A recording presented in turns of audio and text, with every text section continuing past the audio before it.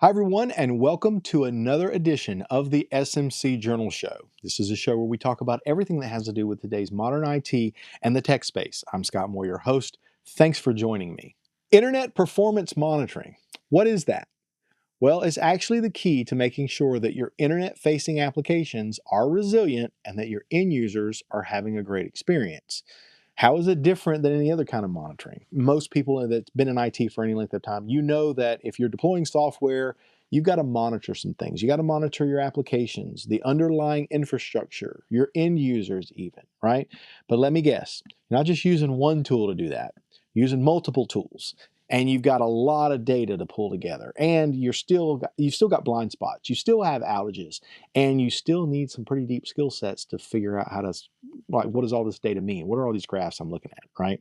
How does internet performance monitoring help you with those things? That's today's topic, and we'll be discussing that with the CEO of Catchpoint, Mehdi Daoudi. And I want you to listen until the end of this interview. Listen to the whole thing because Mehdi brings up some stuff that you may not agree with. I'm going to bring up some concerns about some things that may be controversial. And it would be great if we could get your feedback on some of this stuff and make this a little bit interactive. Let's go ahead and get right into the interview. Hey, Mehdi, welcome back to the SMC Journal Show. It's great to have you on again. It's always a pleasure to be with you, Scott. It's actually a treat. So I look forward to this.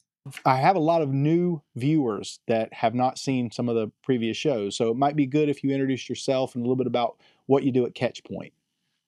Sounds good. So my name is Mehdi. I've been running Catchpoint for 16 years. Prior to that, I was at this company called DoubleClick that was acquired by Google. I was the head of monitoring. So I bought, deployed, managed all kind of monitoring tools, from what today you call application performance monitoring to network monitoring, etc. So I've been in the monitoring ecosystem for the past, well, I used to have hair, let's put it that way.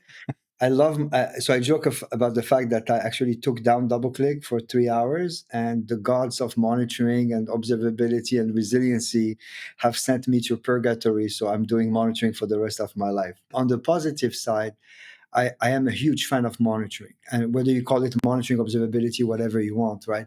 I am a huge fan that, when the right teams do the right things using the right tools, they are business enhancers. They are literally the thing that can make a website go faster, 10 times faster, right? Or the one that can unleash productivity of the employees, and suddenly a company can make 200,000 more cars a quarter, right?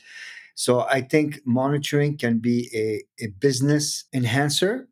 And so that's the part I love about monitoring. It's not the bits and bytes, it's actually how we can help companies run better.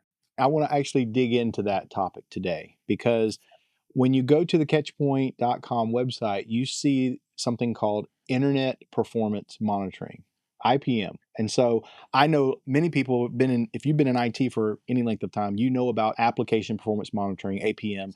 We've sort of graduated into observability platforms. I kind of lump all that stuff kind of together. We're still looking at stuff. We may be answering different questions, but tell me about IPM. Is Catchpoint's position that APM, traditional APM, still has some blind spots and you still need something to fill those gaps? Is that where Catchpoint comes in for a solution to that, or what? So I'm going to go back to 2008 when we decided, my co-founders and I, crazy idea to leave Google and juicy salaries and start this company called Catchpoint. And I asked myself, why did we start Catchpoint?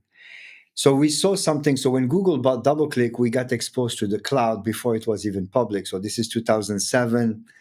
And we saw things that were just unbelievable. And we said, holy cow, if this gets out, it's going to change everything. And it's going to change at least one of the businesses that we know the most, which is monitoring. And we said, if these guys are going to offer infrastructure as a service at this scale, then the thing that is going to be the most important thing to monitor is this internet user experience. So I've always been a big fan of that. Now, fast forward over the years, we have been trying to play catch up with, like, hey, what are we? It's like a child, right? You go through the teenage years, you have problems identifying yourself. Where do you fit? And so throughout the years, we like, hey, are we an APM tool? No, we're not. Are we observability? Kind of, but not really. With Gerardo and his team, their clarity came, which is like, we need to go back to our roots. We are an internet performance monitoring company. We care about the internet. We care about how the internet impacts the user experiences. And we're not just talking about like buying something on Amazon.com, right? We're talking about the user experience means a lot of things these days. Mhm. And the internet is the only thing, the only element that nobody has a good measurements on, right? Because you cannot deploy Dynatrace on the internet, you can't deploy certain other tools on the internet, and you need the right measurements for there. And so the same way you have application performance monitoring that is absolutely required. You need to understand how certain parts of your body works. You need to also measure the inputs, and the inputs being the internet, right? The networks, the users are everywhere. I don't work with any customer that has users that are hosted on AWS East. That doesn't exist, right? Right. Nor did I have users residing in a data center in Equinix in Ashburn, right? That's not where the users are. And so you need to monitor the internet. You need to monitor the weather that impacts the internet, so all the ISPs and everything. And so I think it's its own category. We have a big problem though in the enterprise. I was having a conversation before we got to this show, and I was talking to somebody in the security realm, and they were trying to tap into these observability platforms, these massive ones, to pull security metrics out, like we would pull poor performance. And they said the biggest thing they're seeing is tool sprawl. In other words, there's so many tools. We've got Prometheus here and Dynatrace here, and this, and it's like there's so much being monitored. There's so many tools, so much data, and so much expense involved with that. When Oh, yeah. you start talking to customers, are they saying, "Are you just bringing another tool in here, or are you gonna help me corral this stuff?" It's a great topic. I think this topic alone can last 25 hours, to be honest. And I don't have the why this started.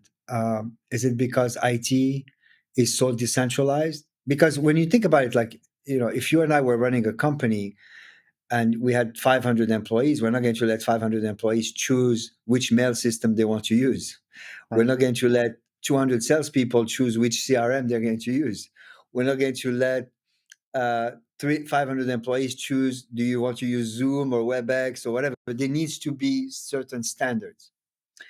And that hasn't existed, and still doesn't. I mean, we were engaged with a customer recently that literally, I kid you not, Scott, they had 5 major APM vendors. I'm not counting Catchpoint in that basket, right? But they had literally 5 APM tools. And you ask yourself why. This shouldn't be the case. It's because there was freedom granted for people to pick and choose whatever tool they liked. So I don't think you're going to fix that unless we go back to a model that I think is better. So I'm definitely going to make some enemies here, but there needs to be a centralized tooling system. There needs to be a centralized team that sets some standards. And then you can have the freedoms, etc. But the fact that there is no centralization is crazy. Now, again, forget monitoring. Imagine that I think you and I have talked a little bit about this. I always like to talk about a system like a human body. It's complex. There are layers. Look, just the skin, how many layers of skin we all have. The liver, the brain, you have all these things, and everything needs to function literally like better than a Swiss clock for you to be alive. And then you go to a doctor to diagnose a problem. He or she going to use plenty of tools to find the problem. So I'm not against the tools, because to find the problem you need the right tool. I don't think you'll be very happy with me if I give you a Swiss Army knife and say, Scott, go and build me a house, Yeah. right? So I am for the right tool to do the job. Let the people that are actually the practitioners choose their tool. You cannot dictate an MRI to a doctor that needs to give you a colonoscopy. That's the wrong tool. Well, hold on. So the finance person is going to say, well, it's a medical device. Why can't you use the same medical device, right? No, it's you need the right tool for the job. Number one. So I'm a big believer in that. But there needs to be standards. There needs to be some kind of rationalization. And then we forgot something, Scott. Like when I started my career, I had to make a case for something. I had to come up and evaluate 5 tools and come up and say, I've looked at 5 tools, I picked this one, and here is why, because of cost, features, etc. Here, people just go and get their own stuff, right? And some companies have done really well by allowing that shadow IT to go and buy 1 or 2 APM agents, and then before you know it, you have 200,000 deployed, and then you're spending $20 million on monitoring. So I think we need to go back to some kind of centralization, some kind of standardization. This is why I'm also very happy to see open telemetry come in, because I think that is I wouldn't say the magic potion, but I think it's going to help people standardize on some tools. And I think we need to go back to why are we doing what we're doing. So for example, when somebody says, I need to monitor this and I need to capture data every minute, and it costs money to capture at frequencies, the more you capture data, the more expensive it is to capture, to store, etc., to analyze. And you ask, why do you need this data? Well, I don't know, but maybe one day I will need it. That's not how the world works. So ask yourself, what are you monitoring? Why are you monitoring it? How are you monitoring it this way versus another way? Um, and I think the monitoring companies need to be very honest with their customers. Like, don't oversell, don't overpromise, oversell. Otherwise, it creates a really bad thing for the entire industry. But I think we need to go back to some kind of centralization. I think that's the root cause of the problem, in my opinion. Is I used to run a centralized monitoring team at DoubleClick and Google. Then that got decentralized, and everybody went and did 20 things. And then the problem is, like, when there is a crisis, nobody can speak the same language. Forget the cost. The cost of an outage gets even worse, because in the operation room, when everybody's like trying to save the patient, somebody says his temperature is 35 degrees Celsius or Fahrenheit. I don't know. Well, I'm using a different tool. Get me the right data, because the guy is dying. The patient is dying.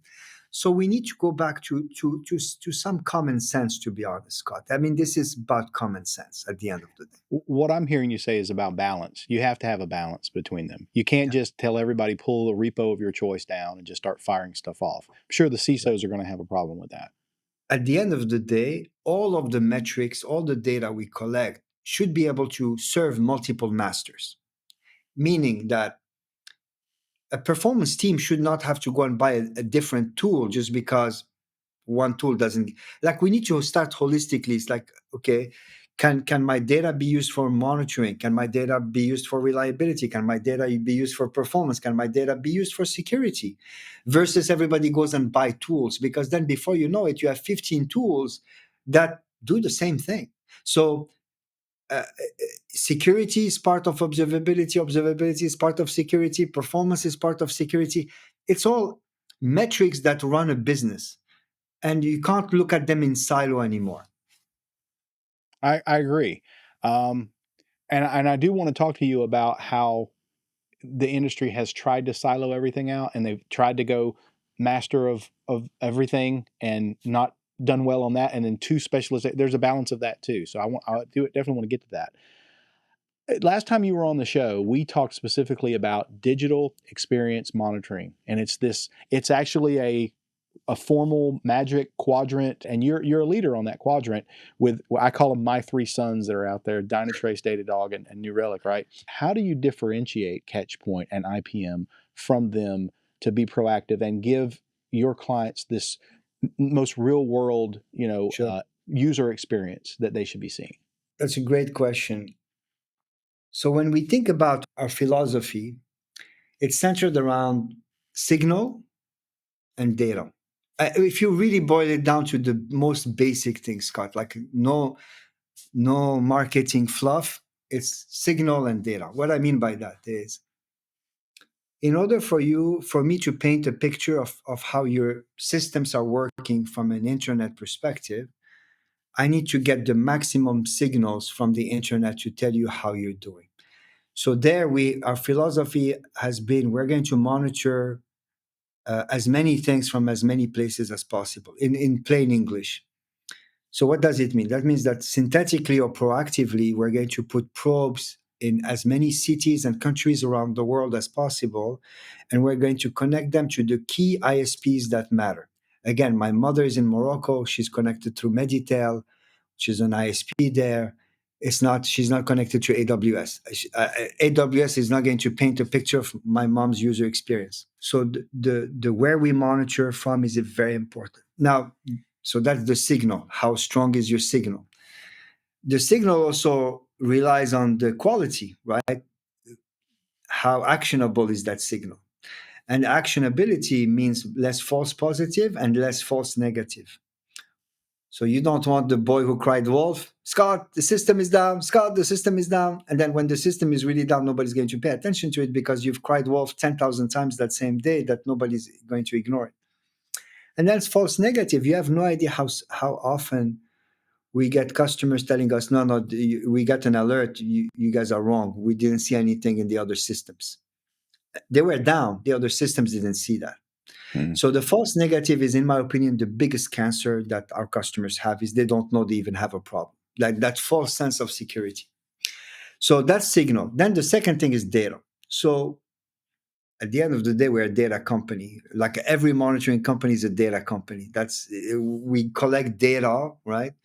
And we present it and we allow you to manipulate it to find that needle in a haystack, or through AI, just AI to tell you, hey, the needle is in that particular haystack, go and look for it. And so that's the other thing that we differentiate ourselves is we want to be data rich. So meaning being able to show you in one place your real user data, your synthetic data, your BGP data, your network data, blah, blah, blah. And then try to paint that picture so you can eliminate, because monitoring is an art of elimination. Again, plain English. I'm not using any jargon to. I've always looked at again, we're in the emergency room, you and I, we're treating a patient. We're going to go through a checklist, my friend, right? Is it here? Does he have an injury? Is his foot broken? This, that, this. And then by eliminating, we're going to get to the root cause as quickly as possible. So I see our job as a monitoring tool as the one that is going to help you go through this diagnostic as quickly as possible. Is it the internet? Is it DNS? Is it AT&T in Boston? Is it your application? Is it your CDN? Is there a fiber cut somewhere? Then, because then you can bring the right doctor, the right specialist at the operating room. Say, no, it's a brain issue. We need to do brain surgery right now. So that's how I see our differentiators, is being able to do that.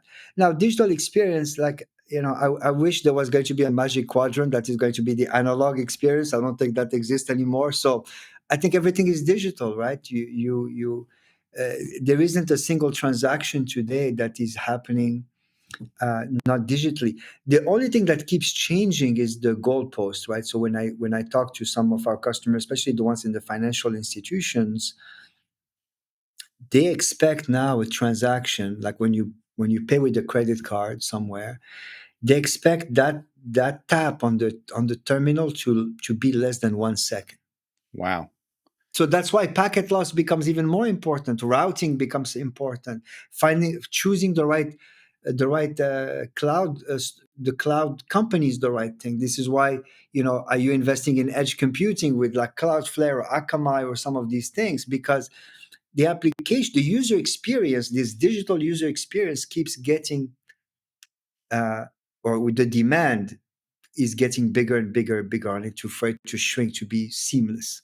It's like at some point, I think people want Amazon to deliver the thing just because you thought about it. You didn't even go to the website to add it to your cart. I agree. I'm not one of those people, but I know people who are like that already. So give me an example of a success story like this where IPM made the difference, where you had a customer come to you with these types of problems and you were able to fix it. And what was the biggest win that you got out of it? I think we are. I think this one is public. It was Honeywell back in the days when we signed them up. Basically, they had this problem in China that they've been chasing for years. And again, this is where location, location, location. You've heard that term, right, in the real estate business. Location, location, location is super important. And so they were troubleshooting this problem in China. They didn't have the right data. And then they tried Catchpoint, and at the time we had like over 40 or 50 locations in China. Today we have almost 200. The data was right there. It's like, aha, we know where the problem is. It's this resource, it's this location, it's this ISP, it's this service that is broken. And the gentleman that signed our contract back then said, Catchpoint paid for itself before the ink was even dry on the contract. So that was really, really nice. I think most of the greatest user stories I have is the customers that believe that everything was okay, that false sense of safety. You show them that there is a problem that they couldn't, first they didn't know. All they kept hearing about is, hey, we have these customers complaining about this here, we have these customers complaining about some other thing somewhere else. And then that light bulb goes in. It's like, okay, we can do that.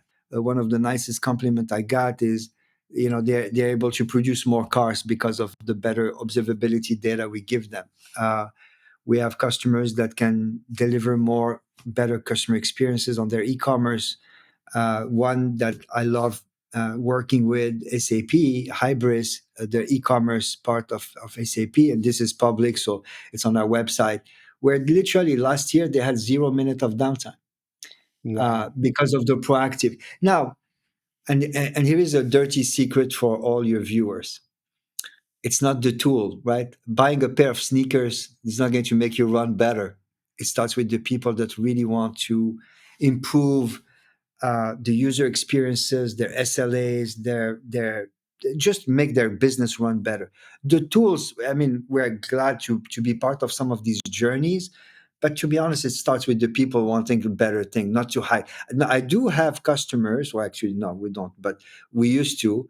I got in a disagreement one day with the customer that didn't like our data because it made them look bad, and they were not going to get their bonus.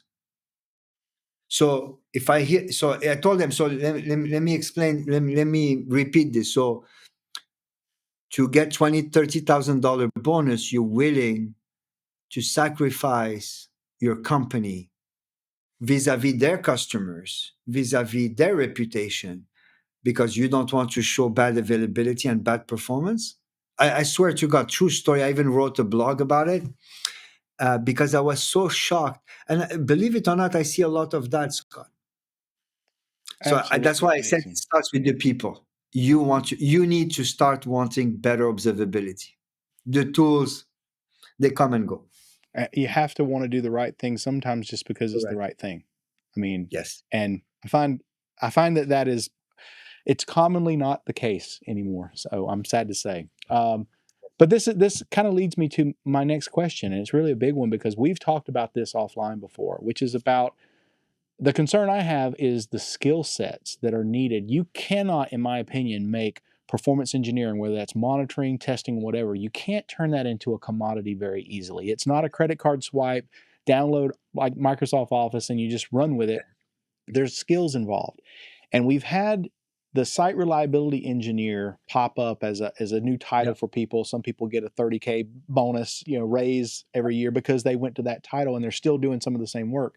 And you guys do a site reliability report every year, and I read it and I've seen how that role has morphed over time from what it originally was intended to be from Google, but I still don't see the SRE as being having the depth of knowledge for these operational requirements. If whether it's Oh, I totally performance, agree. security, whatever, you may differ, but I'm kind of curious as to your take on this. Like, where do you see the skill sets to do this stuff we're talking about? These people, to make these Uh, metrics better. They're becoming dinosaurs, those people. I start with that. They're very few. You have the guys that do the day-to-day stuff, the SREs that are doing the day-to-day stuff, and I think we're producing enough. I think the quality is improving.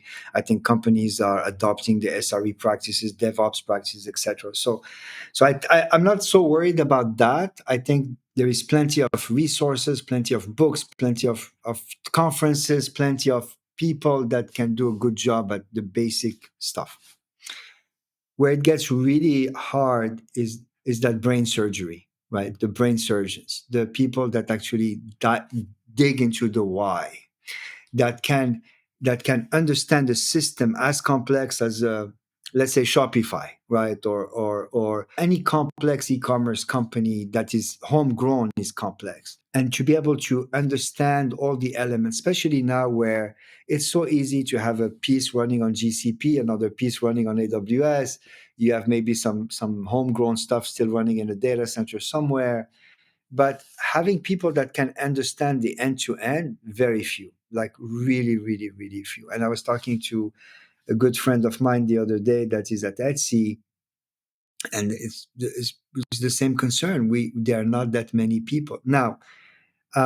Maybe AI is going to help, but I don't see an ease on this particular problem, Scott, anytime soon. Unfortunately, I think there are less people that are capable of understanding end-to-end systems, end-to-end transactions, end-to-end of anything, and then being able to dive and have the patience. Because you know, I remember in the 90s we were at DoubleClick. We released this. We rewrote this entire DoubleClick application, and the biggest flop I think on the history of the internet. Like literally, this application could not handle more than 10 people at any given time, and 3 people were my monitoring agents doing synthetic testing, so 7. But it took us 3 months of troubleshooting. Like we had the SWAT team. We went in, we analyzed the code. There were system guys. We were doing disk speed tests. You know what I mean? Like, because every component had to be analyzed. Why? Was it the disks? Was it the RAM? Was it the servers? We sent people to work with Intel to see if it was a bug in the chips. This is what performance monitoring is for me, is that ability to go all the way at various stacks to understand why something is broken. I don't think we have those people. Very few people are left, just because nobody has the patience to be able to do that. So when I told you that my system would crash after 10 users, so this last week, true story, and we had this customer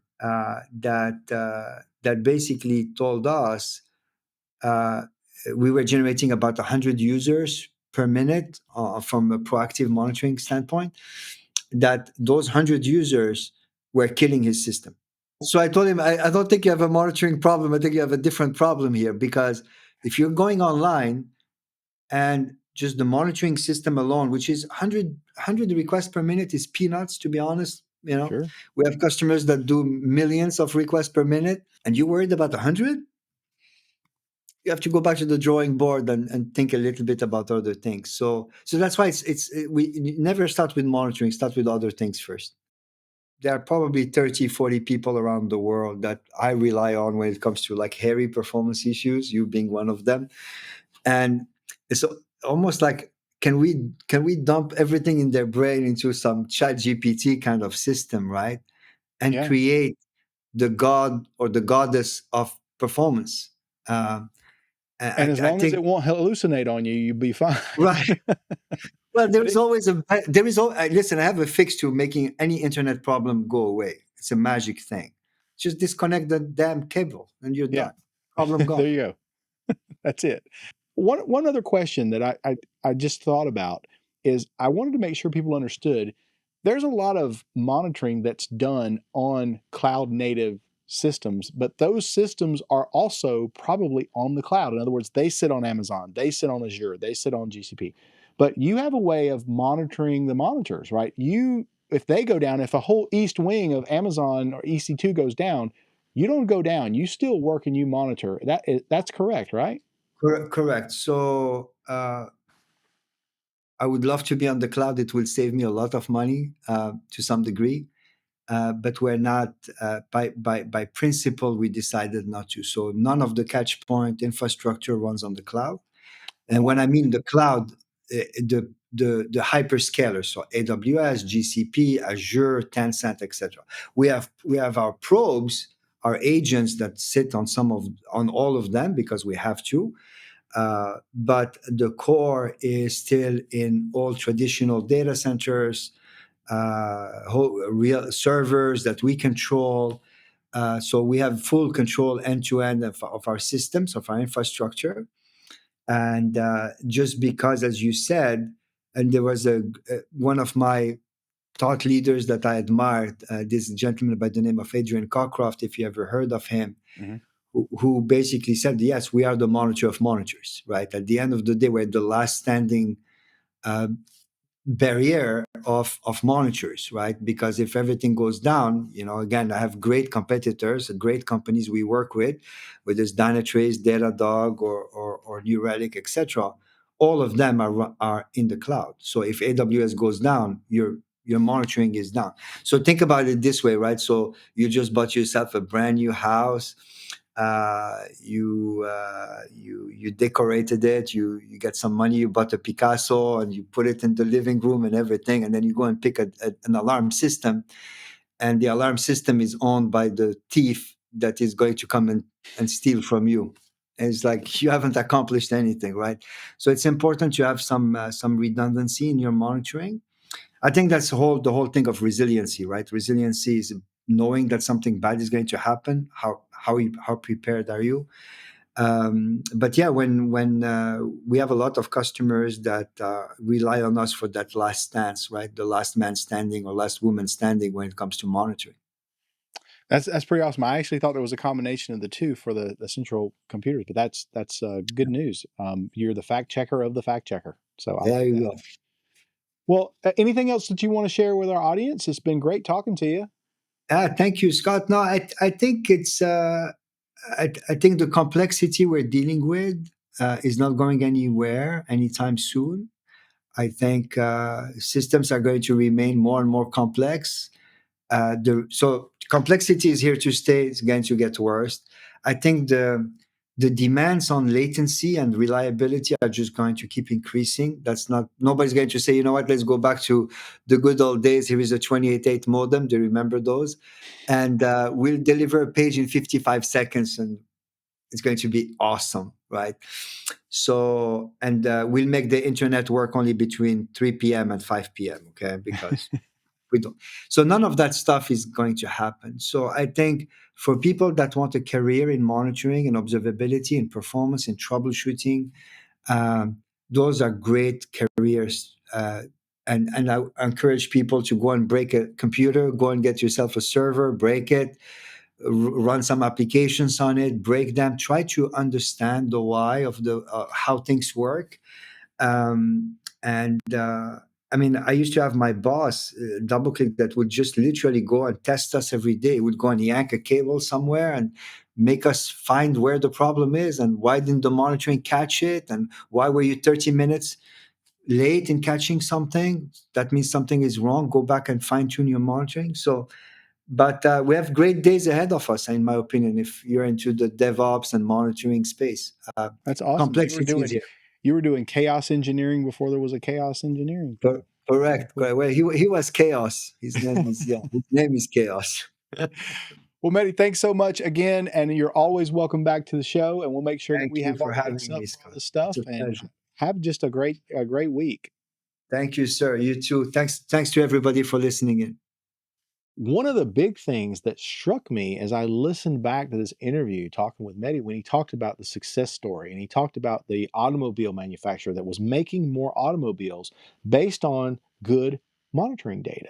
And I thought about the hospital, and he mentioned, what if you had a monitoring solution that could actually contribute to getting patients through triage in a hospital faster, getting patients to the doctor faster? We could be talking about like real saved lives here, which you can't put a monetary value on, right?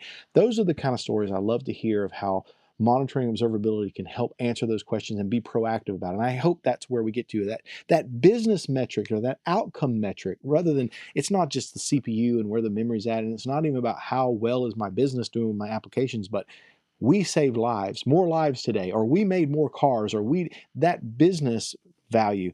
That's what I think is the holy grail for trying to get what we're trying to get out of observability and monitoring. And I hope you agree. I'd like to know what your thoughts are about this. You can find me on most major social media platforms. I am on LinkedIn most of the time. But if you scan that QR code, you'll go to a URL and it'll show you how to get in touch with me many different ways. You can also just shoot me an email at heyscott@smcjournal.com. I also want to mention that many of the people who watch this show, I was surprised to find from the metrics on my YouTube report reports is that you're not really subscribed, but you still watch the show. What would really help me if you would actually subscribe to the channel. And if you like this video, that'd be great. If you ring the bell, you'll actually see when new episodes come out. And I've got episodes coming out like at least once a week, sometimes more than that. There's a lot of stuff to keep track of.